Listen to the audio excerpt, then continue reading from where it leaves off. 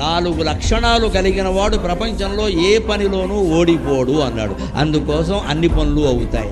ఏమిటా 4 లక్షణాలు?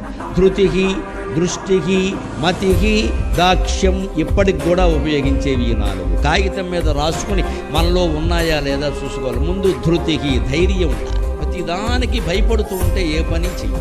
యథవ ప్రాణం ఎప్పుడైనా పోయేది. కొన్నింటికి తెగించాలి. ఆ ధైర్యం లేనివాడు ఏ పని చేయాలి. అన్నింటికీ భయపడతాడు. అన్నింటికీ తోడు కావాలి. ఎవరో 4 ఉండాలి. ఎవరు ఉంటారమ్మా జీవితాంతం తోడు? ఇది మనమే ధైర్యం తెచ్చుకోవాలి. ధృతికి, దృష్టికి అంటే ముందు చూపు ఉండాలి. మతికి, మేధ అంటే తెలివితేటలు. పని చేస్తున్నామంటే తెలివి ఉండాలి. ఆ తెలివి లేకపోతే పని నాశనం అయిపోతుంది.